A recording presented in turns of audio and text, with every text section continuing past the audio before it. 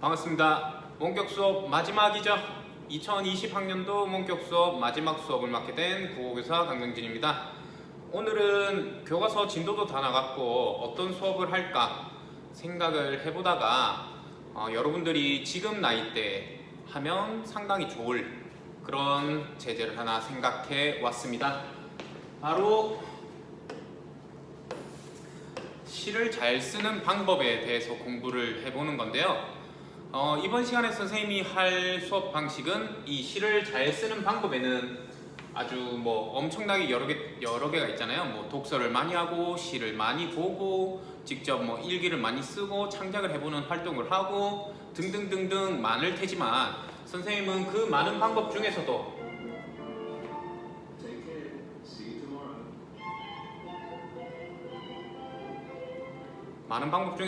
이번 시간에는 이런 방법을 하면 어떨까 라는 생각을 해봤습니다. 아름답다, 짜증난다, 괴롭다, 즐겁다, 이런 동사, 형용사 혹은 서술어 앞에 이 서술어를 꾸미는 방법을 한번 같이 공부하고 연습해 보도록 합시다. 어떤 것들이 있을까요? 아름답다 앞에 이런 것들이 있겠죠? 무지하게, 엄청나게, 아주, 꽤, 잘 이렇게 하면 이게 구체적으로 이렇게 느낌이 오나요? 난 정말 즐거워, 난 정말 아름답다 생각해, 난 꽤 아름답다 생각해. 이게 신선하게 다가오진 않죠? 그러면 이 앞에 어떤 것들을 쓸 수 있을까요? 오늘 그래서 선생님 혼자서 수업하기는 빡셀 것 같아서 선생님 한 분을 더 초빙했습니다. 얼굴은 안 나오지만 선생님 한 분 지금 수학책 열심히 보시고 계시거든요. 그래서 수학생이 이런 거에 대해서 대답을 많이 해주실 거예요. 자, 선생님 어떨 때 아름답다고 느끼시나요? 어떨 때요? 네. 2학년 친구들 볼 때. 2학년 남학생들을 볼 때. 네.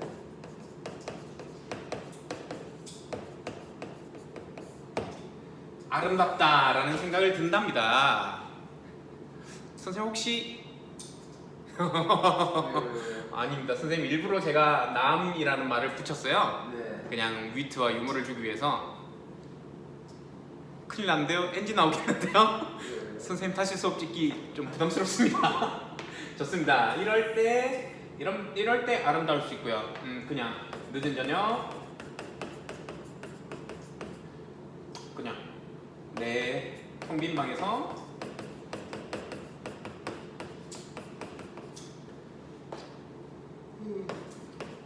노을이 지는 모습을 바라볼 때 아름답다라고 느낄 수도 있는 거죠.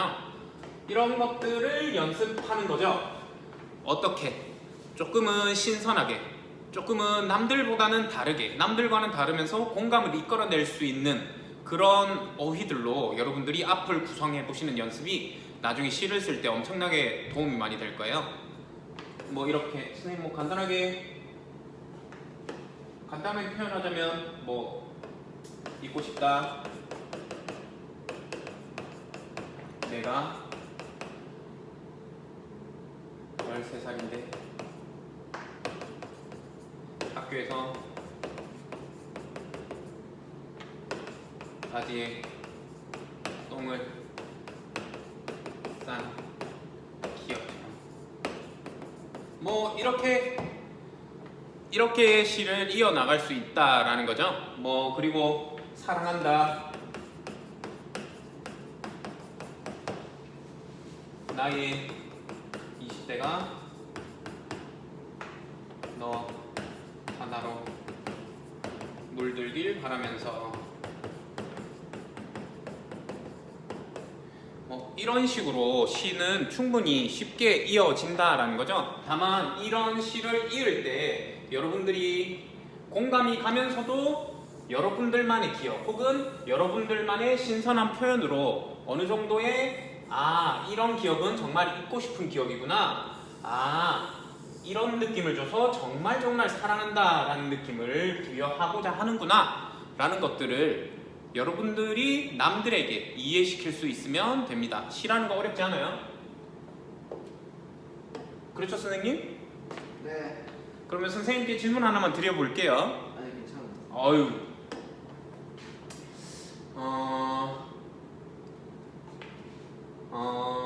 괴롭다. 어떨 때 괴로우신가요, 선생님? 네? 어떨 때 괴로우신가요? 괴롭냐고요? 네, 말 안 듣는데. 말 안 들을 때 아니 이거 괴롭다는데. 괴롭다. 내 마음대로 잘안 될 때. 잘 되지 않을 때 이렇게 표현할 수도 있고 이거보다 조금 더 신선하게 표현할 수도 있는 거죠. 어떻게? 뭐 구체적으로든 아니면 좀 다른 색다른 어휘를 넣어서든 여러분들의 경험을 살려서든 혹은 책에서 읽었든 뭐 괴롭다. 뱃속시계는 12시인데 아직 9시라는 게 뭐 이러면 괴로울 수 있겠죠? 뭐 등등등 여러분들이 얼마나 색다르고 조금은 창의적으로 표현하느냐에 따라서 그 시의 이런 내용적으로 깊이가 달라진다라는 수업을 오늘 하고자 하는 겁니다. 그러면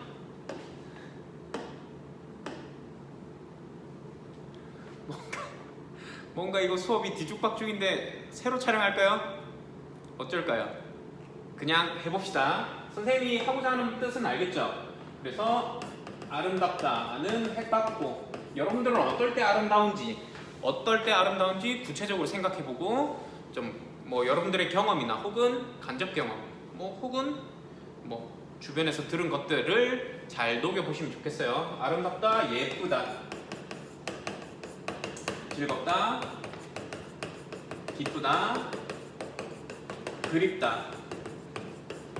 또 뭐 있을까요? 기쁘다, 쓸쓸하다, 외롭다,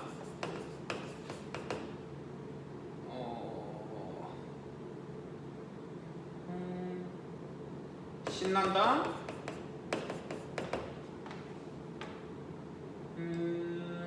등등등이 있겠죠. 여기에 대해서 여러분들의 생각을 한 번씩은 지금 일시정지 버튼을 눌러서 한 번씩은 어떤 생각을 하는지에 대해서 한번 알아보시는 게 정말 중요 포인트예요. 여러분들이 매우 아름답다, 꽤 예쁘다, 아주 즐겁다, 정말 기쁘다, 엄청 그립다, 이렇게만 표현하면 이 그리운 마음 그리고 기쁜 마음, 즐거운 마음, 예쁘다고 표현하고자 하는 것들이 잘 상대방한테 혹은 그걸 보려고 하는 사람들에게는 그렇게 와닿지 않거든요. 그걸 와닿게 하기 위해서 여러분들의 경험이나 여러분들의 생각을 투영시켜줘야 이게 조금 와닿게 되는 경우가 많고, 그게 와닿아야지만 시를 쓸 때 이렇게 시적 화자가 이런 말을 전달하고 싶구나 라는 게 느껴질 수 있습니다. 선생님 같은 경우에는 쓸쓸하다. 언제 쓸쓸하다고 느끼지? 쓸쓸하다.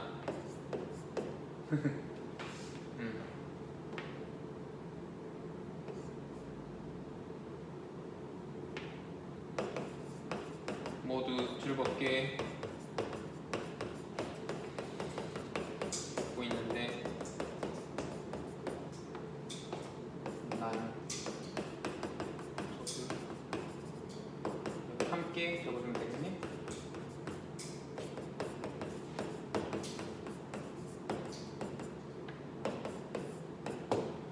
이럴 때 선생님은 좀 쓸쓸한 감정을 느끼는 것 같아요. 모두 즐겁게 웃고 있는데 난 함께 웃어줄 사람이 없을 때 라는 그런 느낌이 이런 쓸쓸하다라는 선생님만의 개념인 것 같습니다. 여러분들의 쓸쓸함은 또 다르겠죠? 뭐 집이 대식구인데 뭐 6명이 함께 모여 저녁을 먹는 게 일상인데 마침 오늘따라서 나만 집에 홀로 남아 밥을 먹어야 할 때라든지 여러분들의 경험, 여러분들의 뭐 독서 뭐 이런 것들을 찾아서 여러분들이 이런 것을 써보면 참 좋아요. 그래서 쓸쓸하다는 선생님 정의는 이런 느낌이고요. 신난다. 신나다. 처음. 뭐가 신났지? 처음 널 만났을 때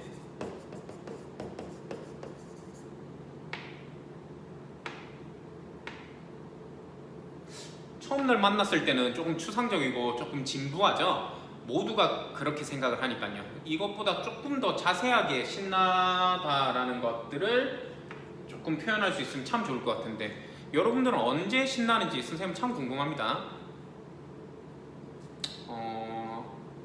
신난다. 신난다? 여러분들의 입장에서 신난다. 뭐 국어 수업이었는데 국어 수업이 체육 수업으로 바뀌었을 때 이럴 때 신날 수 있을 것 같네요. 여러분들의 입장에서 뭐 국어 수업이 체육 수업으로 바뀌었을 때 이런 여러분들의 신난 마음이 굳이 내가 신난다라고 말을 하지 않아도 조금 잘 이해가 되고 잘 와닿을 수 있을 것 같아요.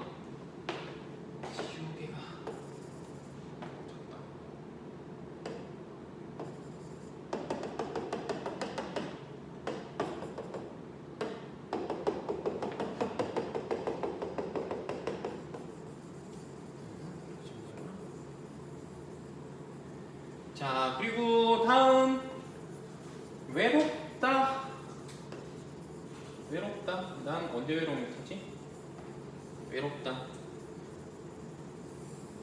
여러분들 시를 쓸 때 그렇게 쓰는 아직 여러분들 지금 수학쌤이 날 버리고 가고 있어요. 선생님 지금 외로움을 느낄 것 같아요.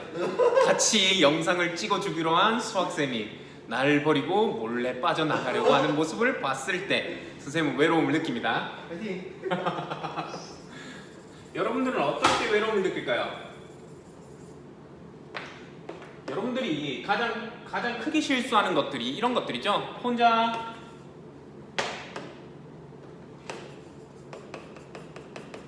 쓸쓸히 앉아 밥을 먹을 때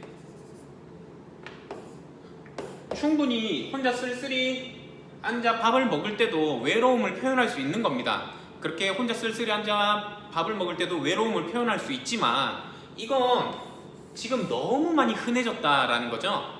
물론 외로움이 표현은 되는데 이게 정말 가슴 아프도록 외롭다라는 느낌은 좀 덜하거든요. 그럼 그걸 어떻게 표현할 수 있느냐? 여러분들이 진짜로 외로웠을 때를 구체적으로 상황 설명을 하면 그 외로움이 정말 먹먹하게 다가올 수 있는 거예요. 실제로 바람이 매섭다라는 걸 시인이 표현하려고 어떻게 하면 이 매서운 감정을 잘 표현할 수 있을까라는 것을 고민하다가 진짜 추운 새벽 3시에 강풍이 불 때 우통을 까고 이렇게 바람을 직접 맞아봤대요. 그때 바람이 뭐라고 했더라? 칼날 같은 건 아니었는데 바람이 나의 목숨을 앗아가듯 춥다 그랬나? 나의 목숨을 앗아가듯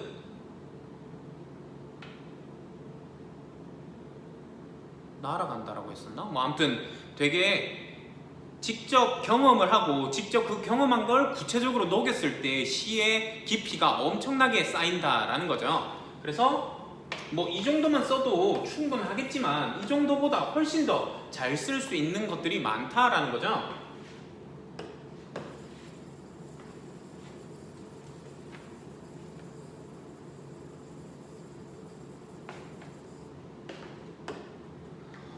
그리고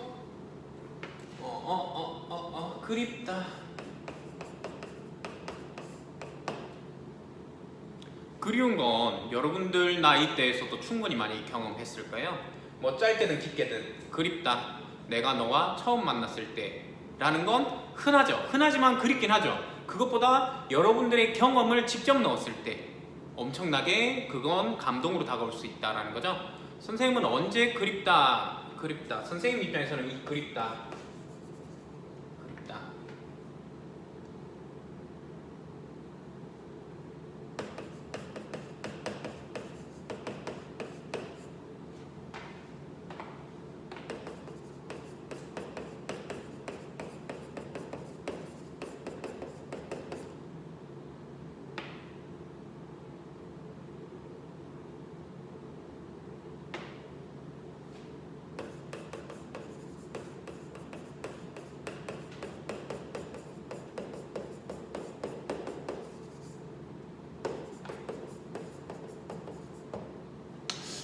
선생님도 이게 참 추상적인데 선생님은 이때 참 그리웠거든요.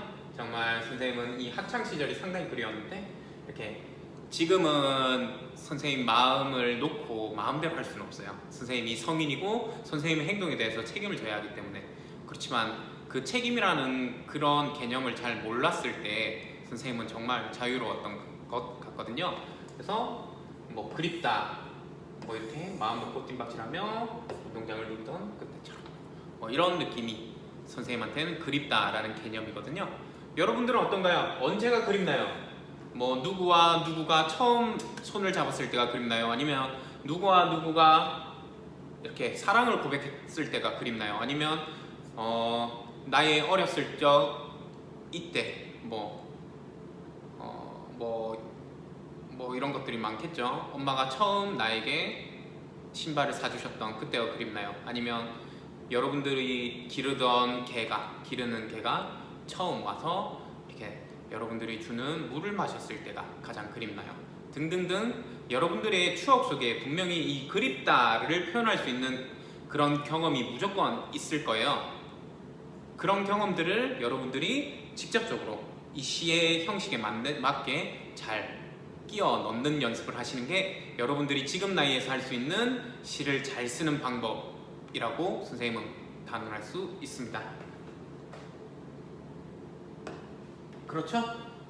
그러면 선생님이 시를 한번 써봐야겠는데 마지막으로 어떤 시를 한번 써볼까요?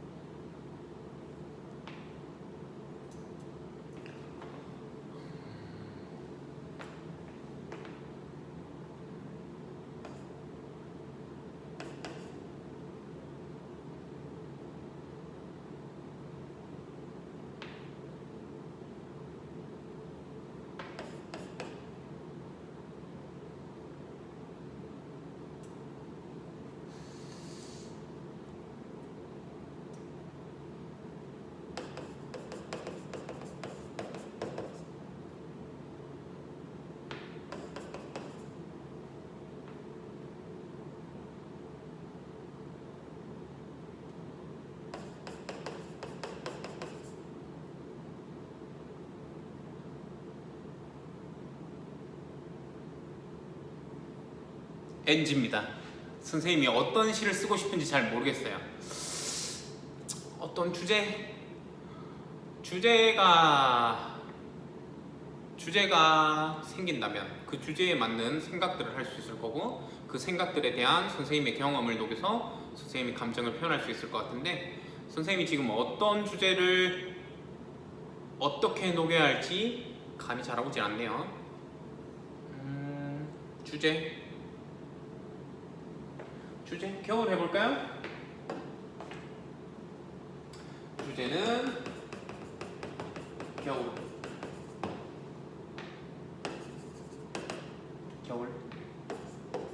선생님 이 겨울을 어떻게 해보고 싶냐?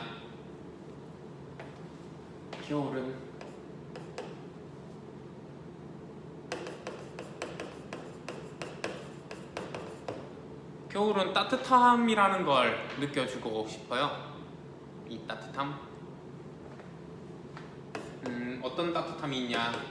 이런 썰매 하다 그런 따뜻함이 있을 것 같아요. 선생님은 이걸로 정했어요. 쓸 거예요. 내 나이 겨우 8.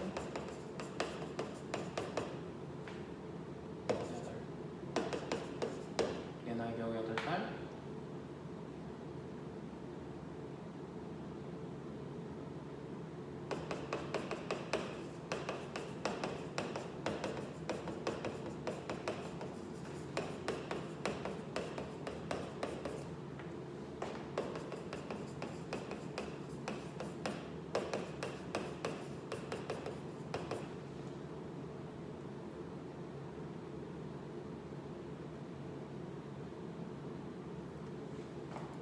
쓸 자리가 없는데?